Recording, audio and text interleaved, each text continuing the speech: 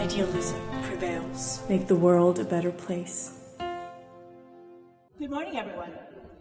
I'm Jennifer Rubin. I write for the Washington Post. I'm a contributor to MSNBC. And we have a real treat this morning. We have three of the Republican presidential primary candidates. So let's bring them onto the stage. This is sort of like in pageant style here. Bill Weld, former governor of Massachusetts. Jag såg naturligtvis att man gör det. We have Mark Sandford, former governor of South Carolina, and Joe Walsh, who's trained for radio and many other things at the House and all kinds of stuff. Morning, gentlemen. Morning. Hey. So let's start with the news. Bill, has the president committed impeachable acts?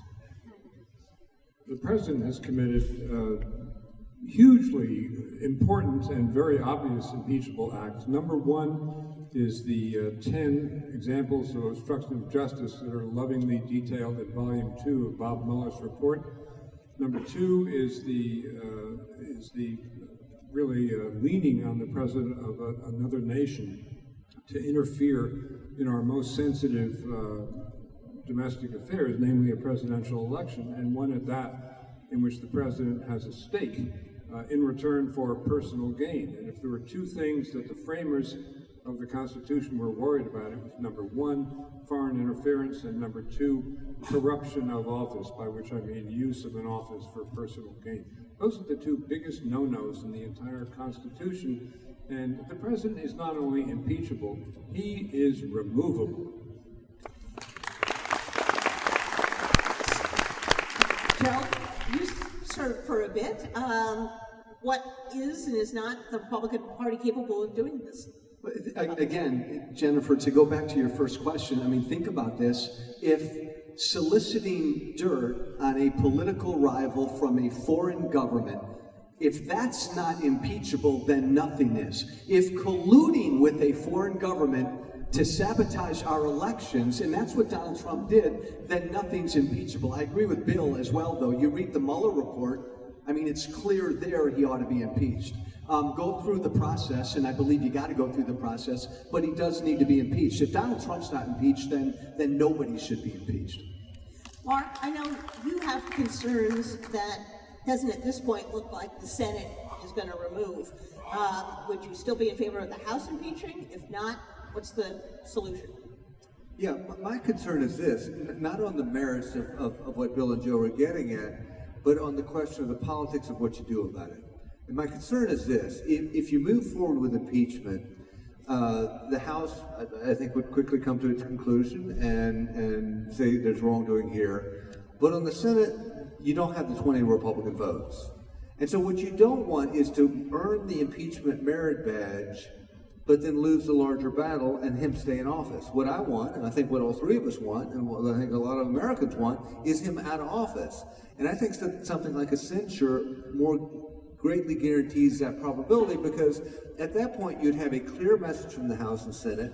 You wouldn't have a conflicting report coming out of the Senate that would allow the president to say, see, I told you I did nothing wrong. The Senate didn't come up with a conviction here. I did nothing wrong. And so I just think we need to be careful about, and this is the reason I think Pelosi was initially reticent, about stepping into something that ultimately plays to Trump's favor. And I think a personality contest between himself and Jerry Nadler may well play well for Jerry in California or New York, but I don't think it plays well in the heartland. I see Joe shaking his head violently. Well, no, again, with all due respect to my friend Mark, I don't give a damn about how impeachment plays politically. You do what's right. This man has abused the powers of his office. Jennifer, if he had that conversation with the president of Ukraine 2 years ago, he should have been impeached. I don't give a damn if he had that conversation with the president of Ukraine 2 months before an election. He's abused his position. I don't care how the politics sort out. You have to do what's right. I would humbly say this, though. In doing what's right, what you want is the outcome of him out of office. And I keep looking at what more greatly guarantees that probability. Because you think about the last two impeachments, both of them occurred at the beginning of a second term.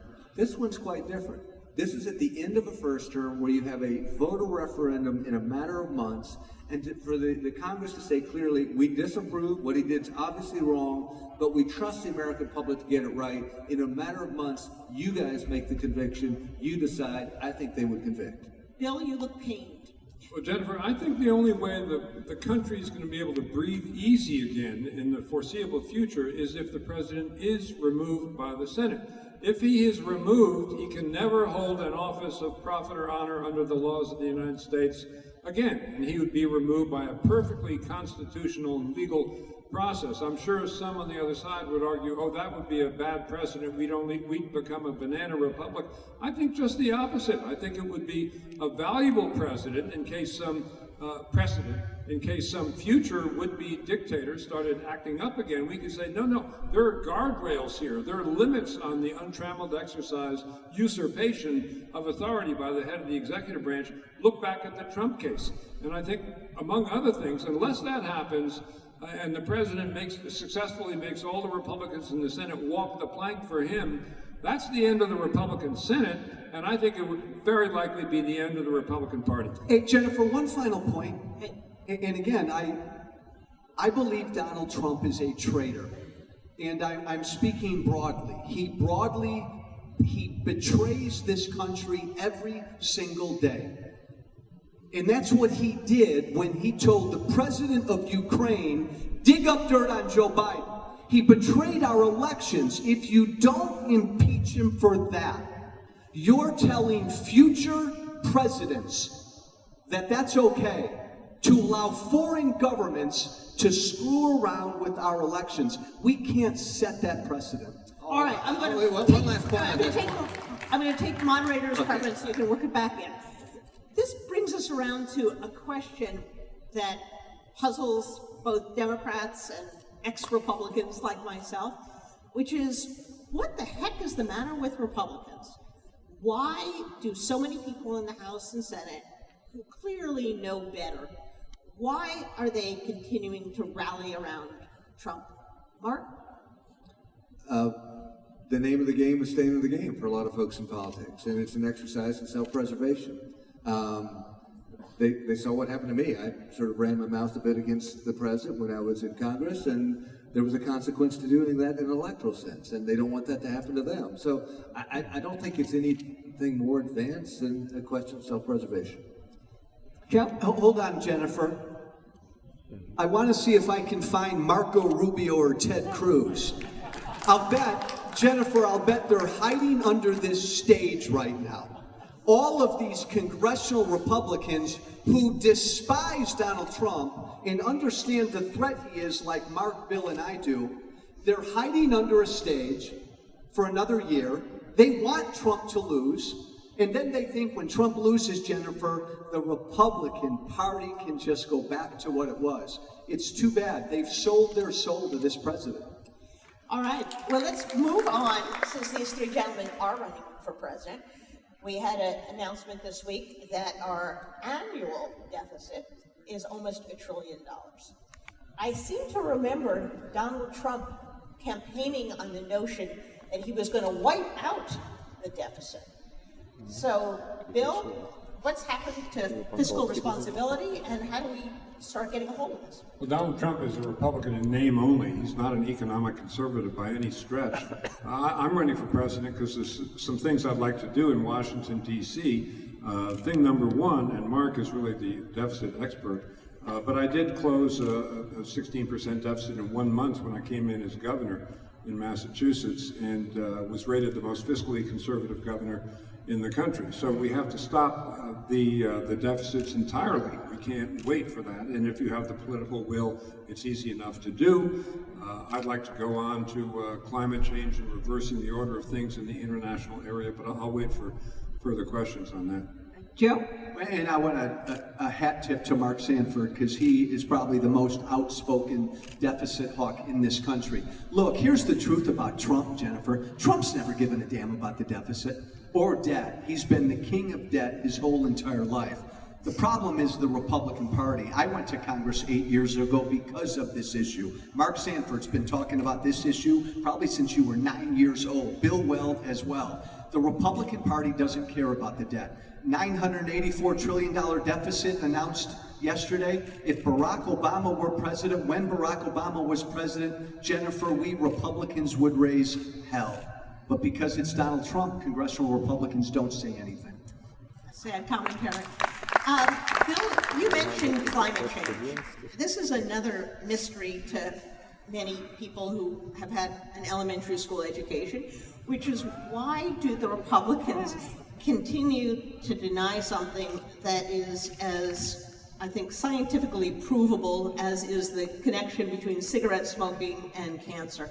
Wouldn't they be better off acknowledging the problem and then advancing what they think would be conservative solutions? Well, Mr. Trump denies climate change. He has a one-word platform, hoax. And I think the reason is Mr. Trump has no substantive knowledge base on any substantive issue. And dealing with climate change is not difficult. You put a price on carbon, whether it's a congressional statute or an emergency action by the president, say so many dollars a ton if you want to put carbon into the atmosphere, $40, $50 a ton. And then the market responds to the pricing signal, and the emitters, the oil and gas companies, coal companies, if they're still around, liquefied natural gas, they pay that price. And as that price goes up, they say, ouch, that hurts, I'm not going to put so much carbon into the atmosphere. That will get us to the point where the temperature of the atmosphere will not rise more than 1.5 degrees centigrade between now and 2050, which is the only thing we have to do. And I can't resist pointing out that all the Democratic plans, as far as I can tell, are boasting not about how they're going to limit the amount of carbon going in the atmosphere, but how much money they're going to spend. Bernie Sanders is $16.3 trillion. Poor Joe Biden, and I use that phrase ironically, is bringing up the rear with only $1.6 trillion. And in education, is everything going to be free, or only most things going to be free? They're dealing with inputs, not outcomes, and that's how you get in trouble in the budget area as well. You take last year's appropriation, that's the input, you add 20%, and presto, there's your budget. So this is a habit of mind we have to get away from. I must say, I am continually surprised that Democrats who don't really have a problem raising taxes, not one of them, I think this is correct, has suggested a carbon tax, which seems to be the most direct means of dealing with this. Mark, you live in South Carolina, which is a coastal state. They call it low country for a reason. Is the public ahead of politicians on this issue? Do they understand it? Would there be a response from a conservative state like South Carolina if Republicans actually showed some leadership on this? Yeah, in fact, in the first congressional district race, it was actually the environment that was the pivotal issue in turning that district from a district that had been Republican for the last 50 years to a Democratic district. And it was the issue of offshore drilling and the larger basket of environmental issues. And I've just found it perplexing, to Bill's point. I mean, I say to Republican friends, let me get this right. You trust science to do amazing things with your body, with pharmaceuticals or a trip to the emergency room, but you don't trust science outside your body. I mean, it's an absolute non sequitur. And so I do think that the Republic is ahead of where elected folks are. And I think this is another example of, in essence, Trump's hijacking of the party, because he does have the big bully, the pulpit, and he does have the big microphone. And so House and Senate members are at times too reticent to challenge that. If he's already staked out a position, whether it's on spending or whether it's on climate, they don't want to buck up against him. No, Jennifer, I was just to buttress what these two guys said. Look, Republicans right now are losing young people by the droves. Young people care about climate change, and we have somebody in the White House who calls it a hoax. And to your point, Jennifer, we need to find a solution, smart solutions, not necessarily the hysteria that the world's going to end in 4 years, but not the ignorance of Republicans that facts don't matter, but we need to have a seat at the table. And as long as the Republican Party says, as Trump does, it's a hoax, then we're not sitting at the table to address this serious issue. When I reached political maturity. Ronald Reagan was president, and one of the things that attracted me to the Republican Party in the first place was its position in the Cold War, that we were in favor of freedom, that we were allied with the free world, and that we felt it was unacceptable for the Soviet Union to gobble up its neighbors. That doesn't seem to be the policy of Donald Trump, and there's not a whole lot of pushback. There is some from the Republican Party. I would also point out that part of the Ukraine scandal is that he was willing to throw Ukraine to the wolves. During a time where Russia occupies part of their country, he was willing to suspend military aid so he could get a little boost in the primaries. Bill, give us a sense of how he went, or how Republicans went astray, and what's the right course if the Iraq War didn't work out, but on the other hand, Trump's bring them home from Syria creates a debacle. Where should the country be on foreign policy? Well, the country has to return to a policy of full engagement, a robust diplomacy with our allies and other countries around the world, something in which President Trump has no interest because he's a complete isolationist and he wants to will out of existence every other country in the world, it seems. America first, last, and always. And beyond that, to your point, I think it's very troubling that the president was willing to sacrifice Ukraine to his friend Vladimir Putin of Russia by withholding $400 million in desperately needed military aid. Ukraine and Russia are engaged in a hot war right now, and I think the president's action comes pretty close to giving aid and comfort to Russia, which is the closest thing we have to an enemy, and it's part of a pattern of the president wanting to build up Vladimir Putin. What he did with the Kurds, what he's doing in Syria, absolutely bolsters the position of two countries, Russia and Iran. But the theme of bolstering up Russia, wanted to get them back in the G7, it's Russia, Russia, Russia. And it seems that the President of the United States agrees with Vladimir Putin of Russia that the boundaries of Russia really should return to the boundaries of the old Soviet Union. That's an assault on the national security of the United States. I'm sorry. Hey, Jennifer, here's the point, though. Here's the point. It's all Trump. Everything we're talking about this morning is Trump. You talk about trade, you talk about the debt, we talk about climate change, Russia. It's all of these Republicans in the House and the Senate. They're afraid of their shadows because they don't believe this stuff, but they're keeping their mouth shut because they're afraid of Trump's voters. And all roads do lead to Putin. Let's be clear. We elected somebody who was doing business, trying to do business with Russia while he's running for president. He lied to the American people about it. That's an outrage. All roads lead to Putin. Putin's got something on him, Jennifer. And let me just, I'd say two things. One is we need some measure, to Joe's point, of stability coming out of the White House in the way the decisions are made. And I think what was particularly troubling for allies abroad or domestic allies in the Pentagon or in the House or Senate is the way in which the president made what seemed to be a whimsical last-minute decision with regard to what was happening in Syria. That has lasting imprint in terms of the way that allies will or won't trust us. So we need some measure of stability, which echoes out across a broad range of different fronts from the White House, but concurrently, at the congressional level, Congress needs to step to the plate. I think Congress has been derelict in its duty with regard to the authorization of force, and so you have an 18-year running blank check coming in terms of engagement in the Middle East without really the authorization of force. And body bags don't go back to the Pentagon, they go back to congressional districts across this country, and Congress has let itself down by not stepping up to the plate and saying we're in or we're out. For many Americans, it used to be the case that the Republican Party was in favor of free trade. This was an easy win. We would make money selling our stuff abroad.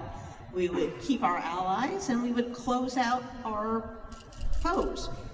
I was greatly chagrined when TPP, the Trans-Pacific Partnership, fell through, because this sort of checked all the boxes. And yet you now have not one party that's protectionist, but two.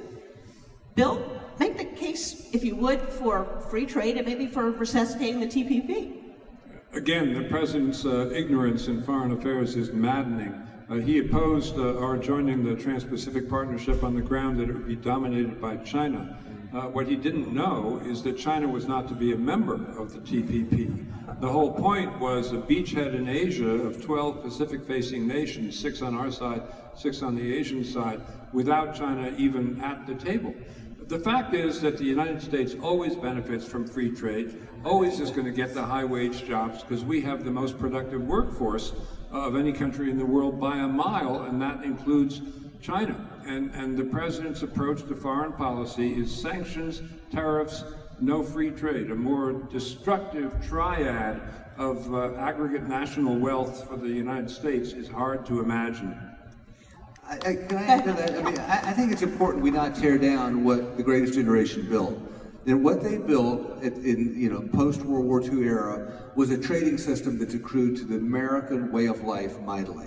So think about this, we're about 5% of the world's population, we're about 20% of the world's economy because of the very trading system that they set up that ensured benefit to our country. And so he's trying to take us away from that and take a snapshot of, for instance, our sanctions against Cuba. At the end of the day, I think you could be well argued that those sanctions have kept the Castro regime in place because unilateral sanctions don't work, but that's precisely the route that this administration seems to be going. Hey, Before we get to Joe, let me just ask Mark a question. There are a lot of agricultural states in the United States who sell a lot of stuff to China. And I think in the last year or so, I've learned more about soybeans than I ever had. As Governor Steve Bullock likes to say, if they couldn't have foreign markets, every Montana resident would have to eat 40 loaves of bread a day in order to maintain that. Why aren't farmers literally out there with their pitchforks? Are they upset? And if not, why aren't they having their voice heard in Washington, D.C.? I think they are upset, but they've been placated by the fact that $28 billion of aid went their direction to buy quiet. I think it's a temporary quiet. I think that they're seeing the loss of in essence, supply chains to other parts of the world, whether that's in South America or elsewhere, that I think are going to be problematic and tough to fill over time. And I think there's a growing level of Trump fatigue, not just with farmers, but again with suburban voters, go down the list, either based on promises that were made and not kept, or promises that have been wholly discarded. And I think the ag thing fits into that basket. And Jennifer, to Mark's point, Iowa farmers are upset. As every month goes by and this president's promise of trade wars are easier to win evaporates, I was just in Iowa just a couple days ago. They are upset. There's a difference between the way they talk about Trump now and the way they did 6 months ago. China cheats. It's always important to remember this. Donald Trump in many ways was a course correction. The whole notion of America first, it resonated. It resonated with a lot of Americans. The problem is Trump's turned that into like America only. And he's given his middle finger to the rest of the world. To Bill's point, China cheats against everybody. What was needed was a multi-nation coalition to go after China and not put it all on the backs of our farmers. All right, so we're at a political convention, so let's talk politics. Donald Trump, to my amazement, still gets over 80%. He does not get 94% of approval. That's a made-up number among the many made-up numbers that he carries around. But he has a very high approval rating among the Republican Party. Bill, how do you take that on? What's your path to making a dent in that and hopefully catching up and passing it? My path is to expand the electorate of people voting in the Republican primaries all over the country, bring in more women voters, more millennials. I think millennials, they're now the largest voting group, and they understand that they bear the brunt of both the deficits and a failure to do anything about climate change. So I think they're getting it, and they could be the key to the kingdom there. So unlike elements of the National Republican Party who seem bent on suppressing voter turnout in areas with substantial minority population. I want to expand voter turnout and have as many people as possible vote in all the primary elections. I went so far as to take out newspaper ads in New Hampshire pointing out that independents and Democrats can vote in the Republican primary, but they have to re-register by a certain date. And I think that is going to be the salvation here when the country wakes up and realizes that we can't let the election and even the primary election be decided by the 50 Republican state committees, because they are the Trump organizations in every state, bought, paid for, and appointed by Donald J. Trump. Mark, you come from an early primary state, but strangely enough, they have canceled their primary. So we have something in common with the old Soviet Union. There is apparently only the elected leader and no democracy. Talk to us about what you think of that move and a little bit about your path to victory. Does it go through South Carolina? Do you begin in Iowa? Tell us how you're going to do it. It's been appealed at the judicial level, and the judge has said he's going to make a decision next week. So we'll have a little bit clearer picture as to what's coming next. But I would say this. I think we ought to see it for what it is, which is it's a sign of weakness. Because in the world of politics, if you had the chance to pick up an 80 or a 90% win, which is what they allege, you do it all day long, particularly if it's the first state in the South, given its implications in other southern states. The fact that they canceled that primary in South Carolina says that somebody in the Trump organization is looking at numbers that they don't like, that says that their support is a mile wide but an inch deep. I would say, as to what I'm talking about, where I'm trying to resonate, is, as Joe just mentioned, the epicenter of sort of where I'm coming from is we're about to go off the cliff financially. It's going to have real ramifications in one's savings account, one retirement account, one's ability to get a job. And we're not even talking about it in this presidential race. I mean, the three of us are certainly attempting to do so. But on the Democratic side, it's not being talked about, and the guy who has the big microphone in the form of the president is not talking about it. We are at the precipice. The fastest growing category of government in the federal government that you and I own is actually interest cost. And so if you're a social progressive, it's amazing to me to think that we will spend more on interest in 1 year than we will on behalf of all programs on behalf of children in the United States of America at the federal level. And if you're a defense hawk, if you're from the right, you'd say, wait a minute, in just 3 years, we're going to spend more on interest than we will on national defense. I mean, we are proving right what Admiral Mike Mullen said. He was the former chairman of Joint Chiefs of Staff when asked, what's the biggest threat to American security? Answers the national debt. I think we have a tipping time bomb on that front, and I'm attempting to talk about it. Joe? Hey, Jennifer, I wouldn't, and I love being here with you, and I love being here with Bill and Mark and all of you, but I wouldn't be sitting here if Donald Trump wasn't president. The debt is a huge issue. His tariffs are horrible. What he's doing around the world, embracing these dictators, is embarrassing and will take a long time to recover from. But I'm running because Donald Trump himself, the man, is a threat. He's a threat to the rule of law. He's a threat to our Constitution. It's bigger than any issue. And to answer your question, Jennifer, I firmly believe his support among Republicans is really soft. Almost everywhere I've gone, talking to Republicans, not Democrats, they all say a variation of the same thing. Well, Joe, I like some of the things he's done, but man, I'm tired of him. And I hate that he does that, and I'm sick of the tweets, and I don't want to live through 4 more years of this. They're tired of him. And they want an alternative because they don't want to vote for a Democrat. Bill, you were a Republican governor of arguably one of the most liberal, now they say progressive states in the union, and you managed to get a whole bunch of stuff done. After the election, whoever wins, we're going to have to all come back and figure out what to do about these major, major problems we have.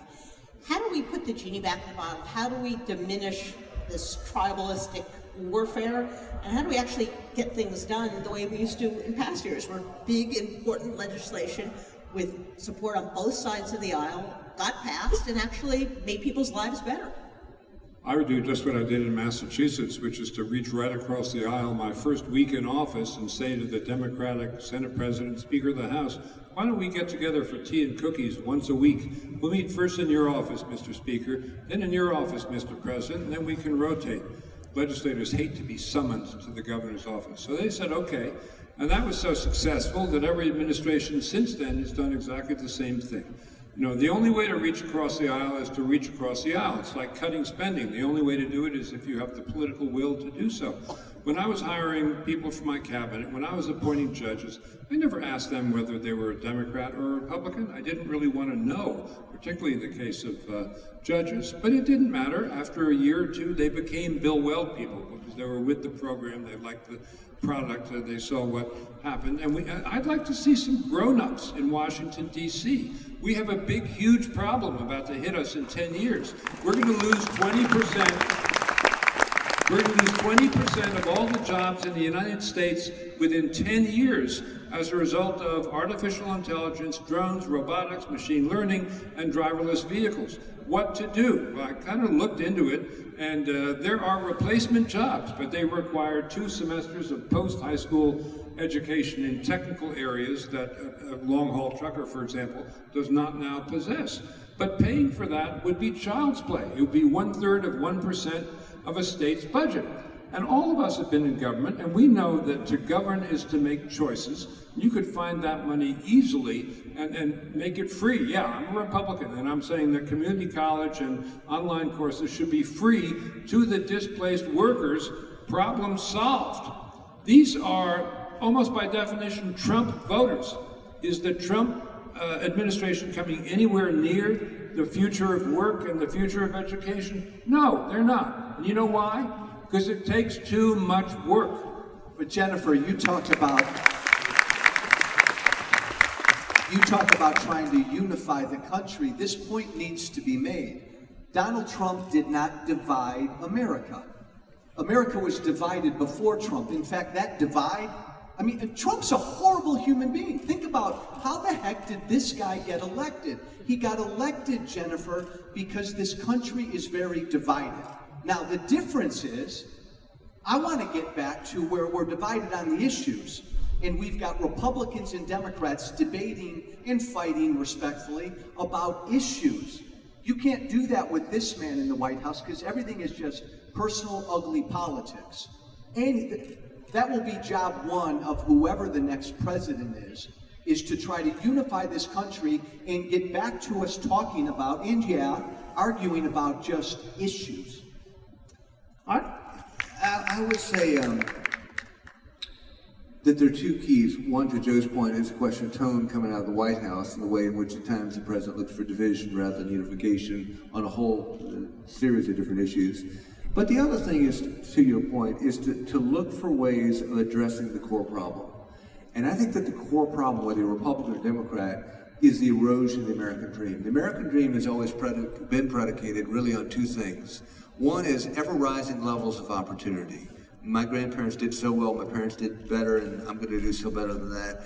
And you look at the numbers, whether you go to Ohio or Western Pennsylvania, but you look at the numbers across the country, people are calling that into question in ways that they never have before.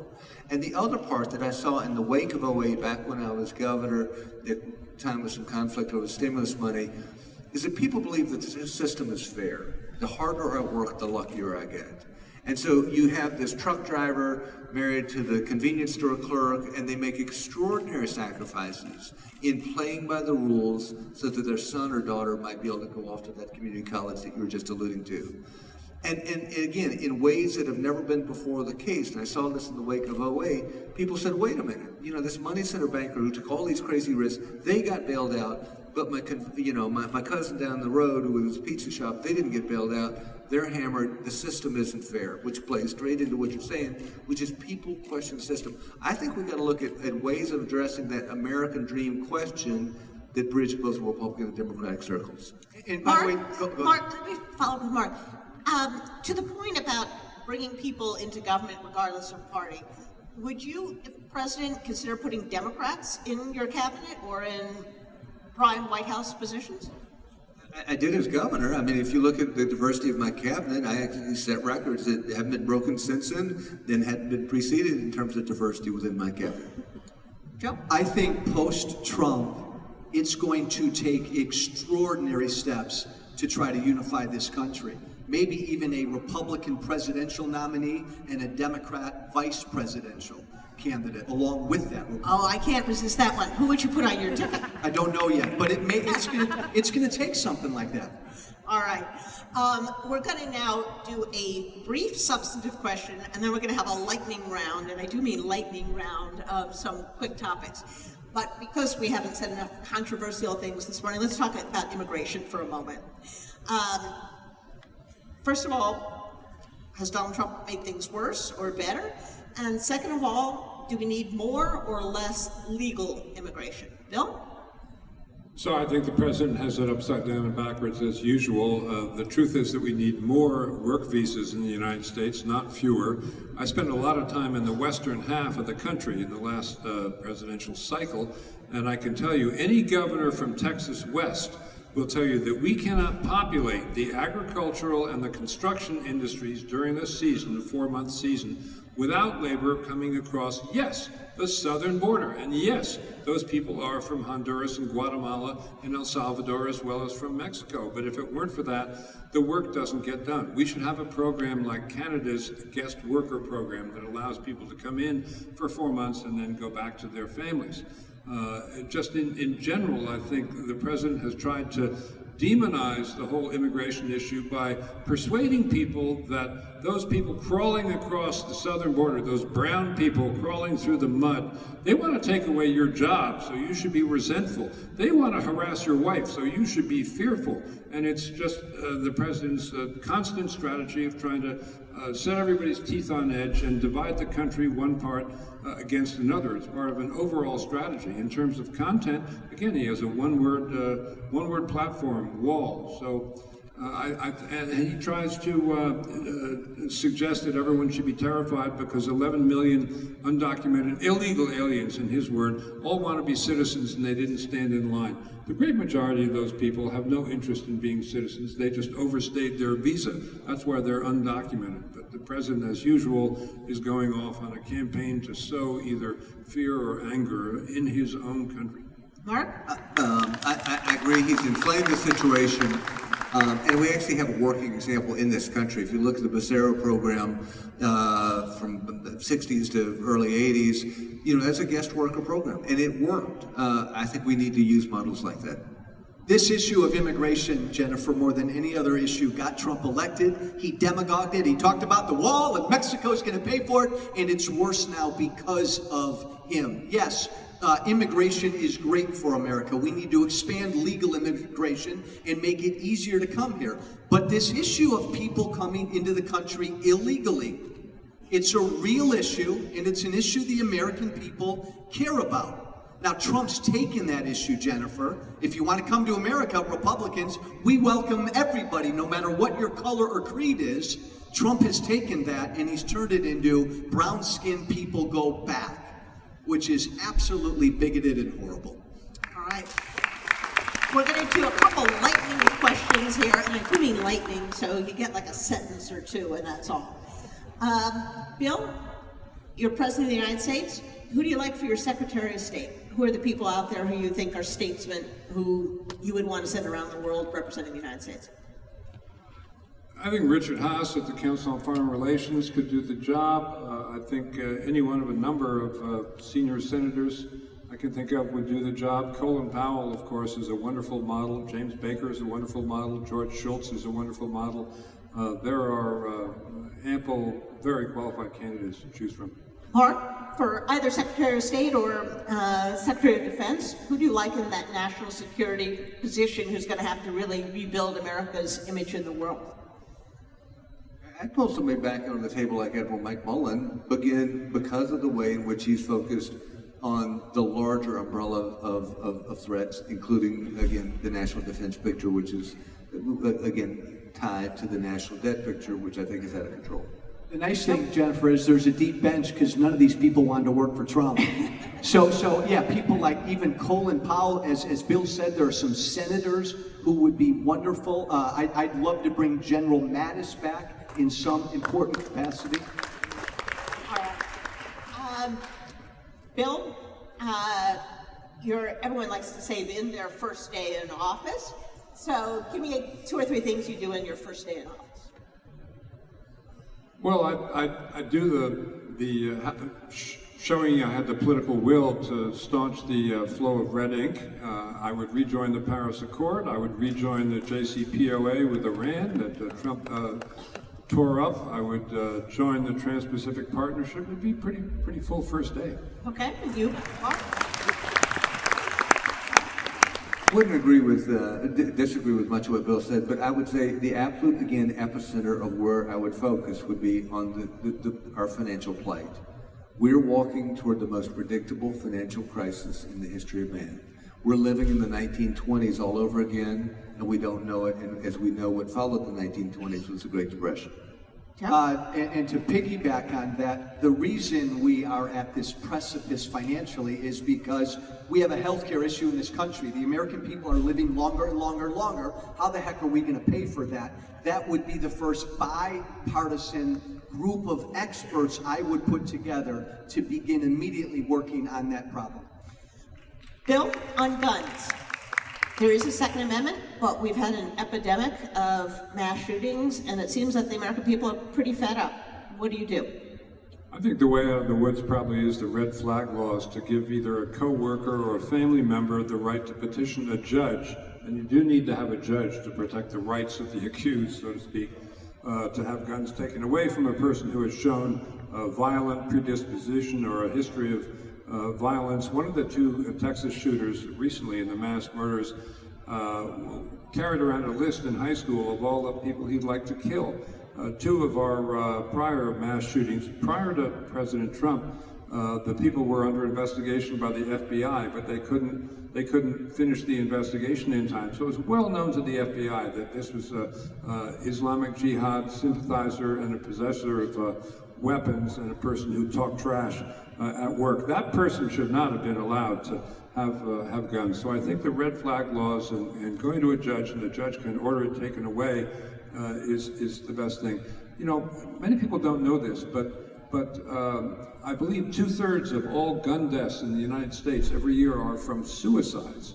And, you know, that would be an example of something that could be reached by a family member under the red flag law. This person should not have a gun, and that could save many, many lives. Mark?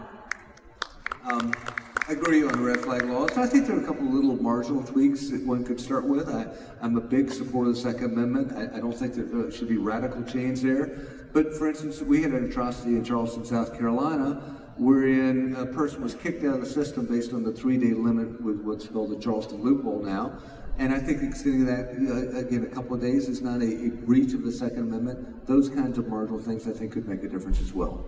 The Second Amendment is every bit as important as every other amendment we have. 99.99% of all gun owners in this country are legal, law-abiding gun owners. But if I go across the street and go to a gun dealership and buy a gun, I have to undergo a federal background check.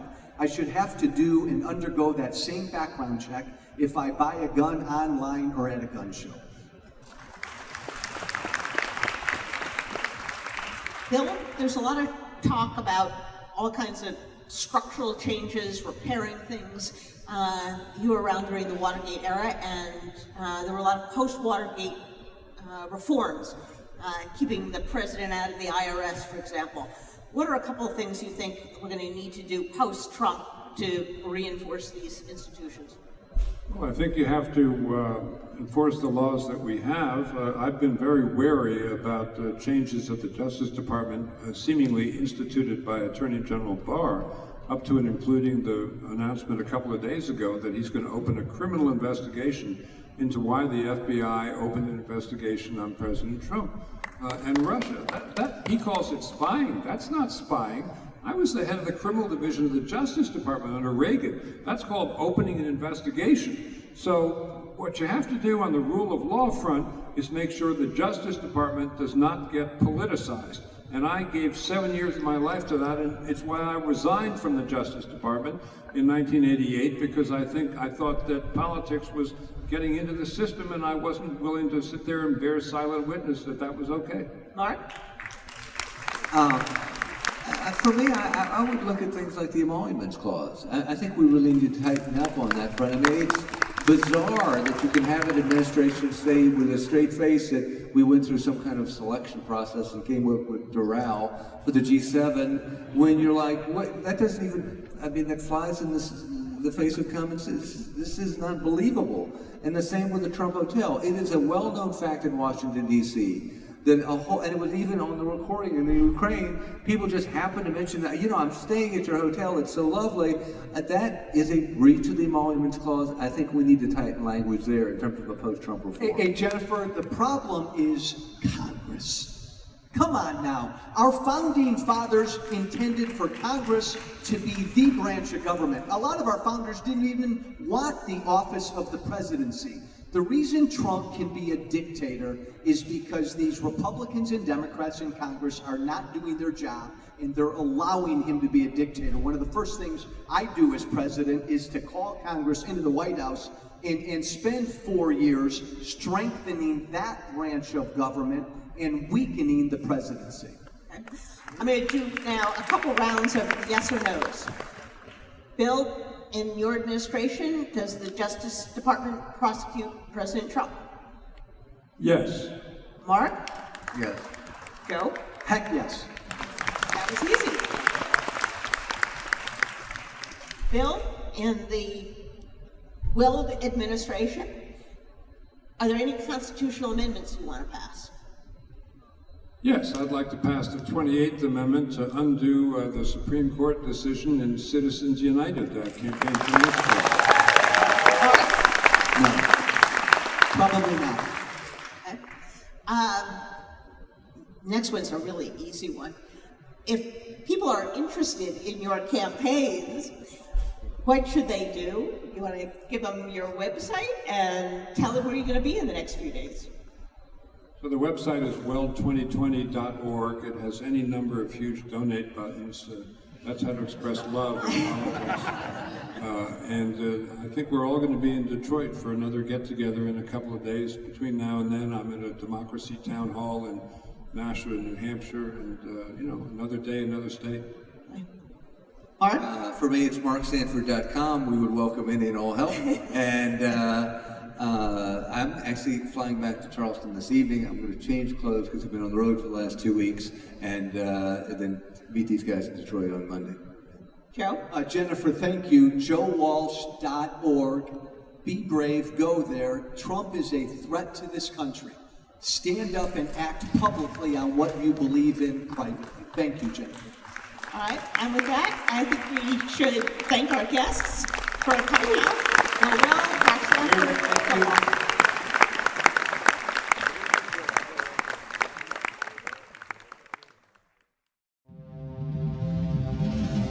Idealism prevails. Make the world a better place.